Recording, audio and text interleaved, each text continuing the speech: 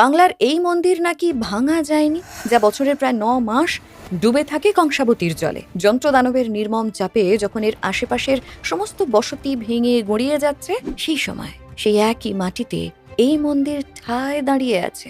কংসাবতীর জলে মুছে যাওয়া ১৭৩টি মৌজা, আর অপরদিকে এখনো মাথা উঁচিয়ে থাকা এই রহস্যময় মন্দির। স্টোরিজ ফ্রম বেঙ্গলের আজকের পর্ব মুকুটমণিপুরের রহস্য।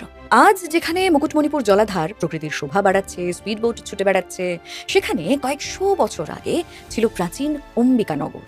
কুমারী আর কংসাবতী এই দুই নদীর মিলনস্থলে রাজা খড়গেশ্বর ধবলদেব গড়ে তুলেছিলেন তাঁর রাজধানী। এই রাজপরিবারেরই কোনো এক রানী ছিলেন মুকুটমণি, যার নামেই এই এলাকা পরবর্তীকালে জলাধারের নাম হয়। সেই রাজসভার সভা পণ্ডিত কৃষ্ণচন্দ্রপতির চতুরতা ও প্রখর মেধায় মুগ্ধ হয়ে রাজা তাকে সুবুদ্ধি উপাধি দিয়েছিলেন, আর সাথে উপহার স্বরূপ দিয়েছিলেন ঝরিয়া, পরেশনাথ ও পূর্ণপানি এই ৩ নিষ্কর মৌজা। এই সম্পত্তির তদারকির জন্যই সুবুদ্ধি পরিবার তাদের আদি বাড়ি ঈদপুরের ফুলকুসমা গ্রাম ছেড়ে বড্ডি গ্রামে এসে বসতি গড়ে তোলে। পরেশনাথ মন্দির চত্বর থেকে দূরে দ্বীপের মতো আজও দেখা যায় এই বড্ডি গ্রাম। সেখানেই প্রতিষ্ঠিত হয় তাদের আরাধ্য লক্ষ্মী জনার্দন। পরে চুনসুরকি দিয়ে তৈরি হয় একটি সুদৃশ্য মন্দির। জল কম থাকলে মোটামুটি মাস ৩ এই মন্দির আজও চোখে দেখা যায়। দেশ স্বাধীন হওয়ার প্রায় ১ দশক পর বাঁকুড়া, পুরুলিয়ার বিস্তীর্ণ রুক্ষ খরা প্রবণ অঞ্চলে চাষবাস একটা বড় সমস্যা হয়ে দাঁড়ায়। তখন বাংলার মুখ্যমন্ত্রী ছিলেন ডক্টর বিধানচন্দ্র রায়। সিদ্ধান্ত হলো বাঁকুড়ায় কংসাবতী বা কাঁসাই আর কুমারী নদীর সংযোগে নদী বাঁধ দিয়ে বড় জলাধার তৈরি করা হবে, যাতে সেচের সুবিধা হবে। আর এই সিদ্ধান্তই বদলে দেয় হাজার হাজার মানুষের জীবন। জল ধরে রাখতে গিয়ে নেমে এলো উচ্ছেদের কালো ছায়া।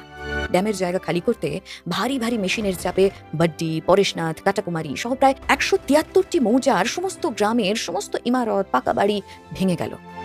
কিন্তু কি এক অলৌকিক রহস্যের কারণে লক্ষ্মী জনার্দন মন্দিরটি রয়ে গেল অক্ষত। স্থানীয়দের মতে চারপাশে ভাঙচুর চললেও মন্দিরটিকে স্পর্শ করেনি সেই যন্ত্রদানব।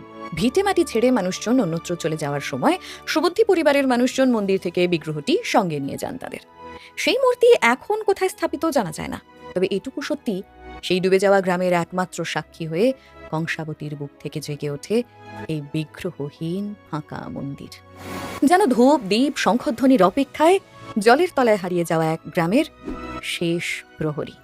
সত্যি কি এটা শুধুই একটা বেঁচে যাওয়া মন্দির, নাকি গ্রামবাসীদের আস্থাকেই সত্যি করে এখনো দাঁড়িয়ে আছে সে? তোমার কি মনে হয় আমায় কমেন্টে জানিও। যদি এরপর কখনো মুকুটমণিপুর যাও, তাহলে স্পিড বোটে চেপে বা ধানাড়া গ্রামের মেঠো পথ ধরে খুব সহজেই পৌঁছে যেতে পারবে এই মন্দিরে। অবশ্যই জল কম থাকলে যেও, তারপর না হয় মন কেমন করলে ফিরে এসো।